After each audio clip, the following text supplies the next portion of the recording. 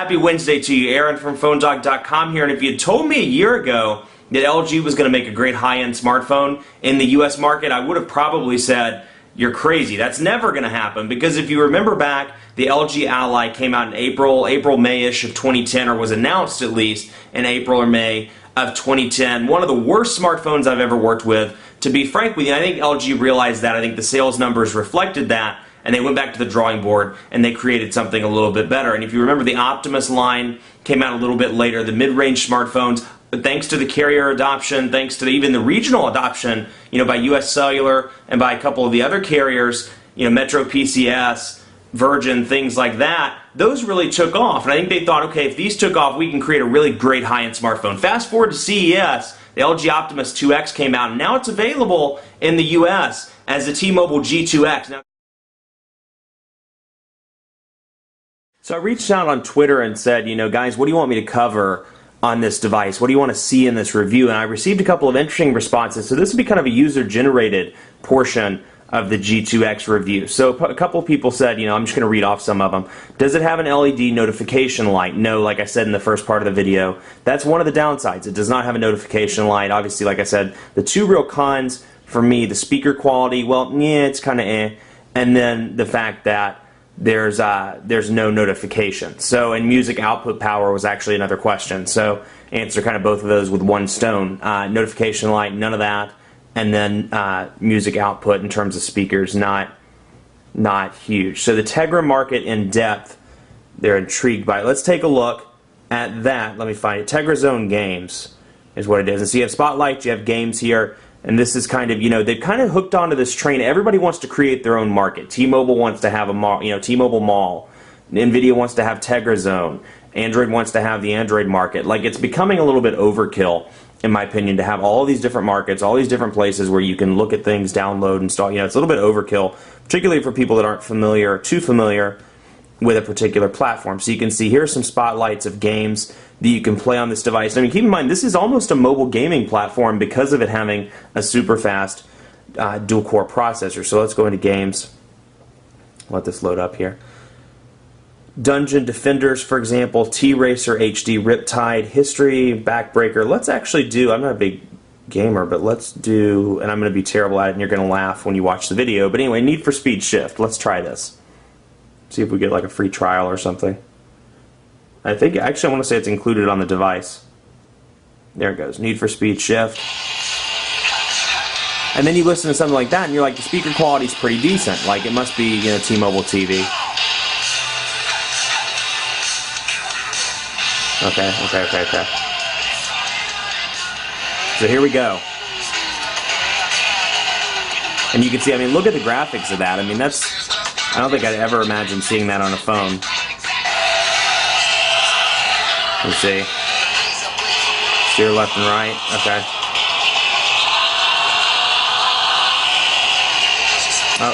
Okay. Release. Okay, so I automatically accelerate. So you can see, this is how I drive in real life. Wait, not like that. Oh man, cracked the screen.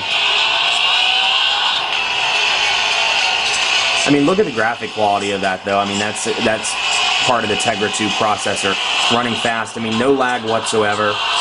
Like, look at the little city things in the background. The image quality is video game quality. And so you get the idea of what that's like. I won't bore you too much with that. But that's what you can find in the Tegra Zone. A lot of games you can download to really show off the Tegra 2 processor, how well it works with games. Now, another person asked about the responsiveness of the touchscreen. So this is an interesting one because when I first got the device, there was a little bit of a learning curve because I felt like the touchscreen was a little bit jerky. Now, those that have seen my Atrix review, they're going to call me out there and you're going to say, well, you said the Atrix was laggy. Now, there's a difference between jerky and laggy. The Atrix was laggy. It was consistently laggy across the board, and more so when you were doing particular things. I've noticed from time to time this one's a little bit jerkier. It was when I got it out of the box. Once you get used to it and once you realize that it's really not an issue and you learn how to operate the device, I haven't had any issues with it whatsoever. So you can see, it's running through right now without any jerkiness or any issues whatsoever. But there's a difference, there's a strong difference in fact between the lag that you saw in something like the Atrix where you're scrolling through. And a lot of that's Moto Blur, don't get me wrong, because it has a Tegra processor as well. You know, a lot of that's lag, and a lot of that is, you know, just the fact that Moto Blur was pre-installed on the device. But this one, you know, every now and again, like little things like I'll scroll and like that, I mean, it won't scroll all the way up, but, you know, you just learn how to operate the screen. It's just a different operation. It's not that anything's wrong. So the responsiveness, you know, overall to me has been very good. I haven't had any issues with responsiveness once I learned how to use the device. And it's like any device. I mean, you go from the iPhone to the Droid X, there's a different level of responsiveness on those two devices. So that's something to keep in mind. So let's scroll up. Let me see here. I'm looking over here on the side. I have not had a chance to test out any of the docks designed for this device. So no dock chances or tests yet. If I do get my hands on those, I'll do a separate video demoing one of the docks. So another question was about battery life. You know, I've been using this as my personal device for a little while now, roughly since I got it, and it has a 1500 milliamp battery. So 1500 milliamp battery, which sounds, you know, given the fact that HTC has gone on this trend of doing 1200 to 1400 milliamps, it sounds much better. But by the same token, 1500 milliamps and a dual-core device with a 4-inch display, yeah, that seems kind of, you know, not the greatest, you know, whereas something like the Atrix has a 1930 milliamp. I've been very impressed with battery life. I mean, just to show you, I pulled it off the charger at 8:30 this morning, and it's at 43%, and I've used it pretty heavily throughout the day. I receive emails from 2 different accounts, and constant emails, you know, work emails, and I've been sending several picture messages that I put on. I actually put some pictures on the phone and sent those as picture messages, a ton of text messages, and made some calls this morning. I'd say about 45 minutes worth of calls. Downloaded some apps prior to shooting the video, and browsing the web, and it's at 43%. That's pretty impressive to me. Dual-core processor, you know, device that runs fast, big display, and it's still at 43%. Given the stuff I put it through today, that's pretty impressive. If it was mid-range or moderate use, I'd say, you know, avoid it. But it's been, I've been pleasantly surprised. It's been pretty impressive. So let's see, what's the next? Okay, LG, do they have any plans to announce gingerbread? The question is, you know, whether gingerbread's coming to this device. They say it is. I think the last I heard, it was on track for a summer launch. I don't know if that was a rumor, if that was confirmed from LG, so don't take me at my word with that, but I think it was summer. You know, now that said, I mean, like the G2, it's a stock build of Android, so I wouldn't imagine it to take that much to get it up to Android 2.3, save for adding in some of the T-Mobile programs that you see on Android 2.2. So it shouldn't be too much. Now let's see. Cover call quality. Now I did cover this a little bit. Call quality and speakerphone quality. Somebody's asking about that. Call quality I've been very impressed with. Great call quality. No, I took it to T-Mobile Dead Spot in North Charlotte actually on the way to an appointment early this morning, and call quality was very good. It was choppy for about a half a mile, but I didn't have any issues holding the call, and once we got out of it, the call resumed and was perfectly fine. Speakerphone, like I said, you know, I've definitely had better devices, but it's certainly doable. It's not a negative on the device by any means. And then, you know, to me, like in T-Mobile TV or things like that, it's a little bit low, and I may have missed a part of T-Mobile TV where you could turn the volume up through the application itself. Maybe I just missed that, but actually we're going to go back in and see if I did miss that. Let's see here. I don't see any option to turn, let's see. Yeah, I don't see anything where I can like turn the volume up from the actual menu. So I think that is as loud as it goes. Yeah, it looks like it. So it wasn't just me being an idiot. It was actually, that's as loud as it goes. So certain parts you see it too low, other parts you see it pretty reasonable. Let's do speed tests. Let's do quadrant standard to get an idea. I think you'll be pleasantly surprised with the quadrant standard scores. They are pretty impressive. Not Tegra Zone. Let's see, there it is, quadrant standard. We'll run the full benchmark. And I mean, absolutely impressive quadrant standard scores, particularly when you compare it to other devices on the market right now that are running single core processors. I mean, you know, don't get me wrong, and you've heard me say this on video, I really like the Thunderbolt, but if you're comparing just speed to speed, this one blows the Thunderbolt out of the water in terms of overall OS speed. Not network, but OS speed and, you know, hardware. So we'll see here, it's running through. I mean, you can just see it's running through all the graphics pretty quickly.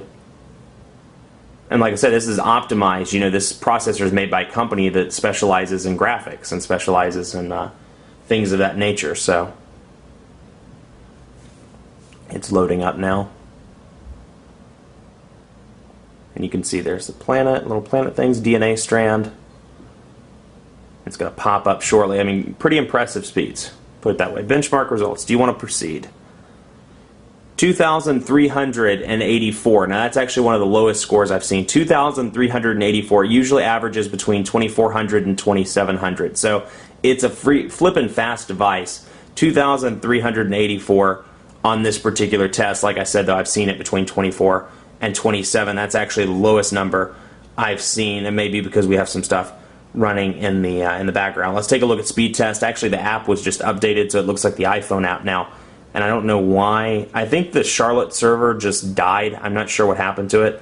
So I might have to load it up on a nearby server. So take these numbers, well, as always, take these numbers with a grain of salt, because we are in rush hour right now, and I'm right beside the interstate. But we're going to do it in Greensboro. Let's see here. We're going to do it in megabits per second. Put it down. And we're going to do a speed test. And pop it up here. And let's see. See what happens. Live life on the edge. Pinging is complete. Let's see what we get. Okay, looks like we're going to get up there. Good. Okay, up the now. Okay, download speed about 7.9 megabits per second on the upload. A little bit lower on the upload, it looks like. Let's see. 0.84 megabits per second. Let's run one additional test. And so overall, you know, in conclusion, with the G2X, my opinion, my take on this, it's the best Android device on the market right now. That's not to say the Bionic, if it comes out, or the LG Revolution, or the Evo 3D, or you name it, isn't going to be a better device. But right now, if I were to walk into a store and buy a device just based on hardware, not a network technology, I would go with the G2. Plus, I mean, you're looking at speed test numbers, 5.14 megabits per second. It's a pretty solid HSPA plus network. Upload speeds aren't too great, but it's pretty solid as well. But to me, best device in the market for the money, $200. You get this device. It works incredibly fast. It has a good design to it. It has a nice display. And all in all, I think it is the best, the most well-rounded best device in the market if you can get past the fact that the speakers aren't so great all the time and there's no notification LED. Much more coverage to come on the T-Mobile G2X on PhoneDog.com. We're going to do a bunch of dogfights with this, the Thunderbolt, the Inspire, the MyTouch 4G, maybe the Galaxy S 4G, a lot of different ones in the coming days. So stay tuned for those. Like us on Facebook, Facebook.com/PhoneDog. We're giving away a lot of iPads, a lot of phones as part of our Colossal iPad 2 and smartphone sweepstakes. You could win at Facebook.com/PhoneDog. And be sure to follow me on Twitter as well, PhoneDog_Aaron. Didn't mean to hit the camera. PhoneDog_Aaron. Let me know if you have any questions, any comments, any thoughts on this device, and I'll do my best to answer those. Thanks so much for watching, as always. We'll see you next time.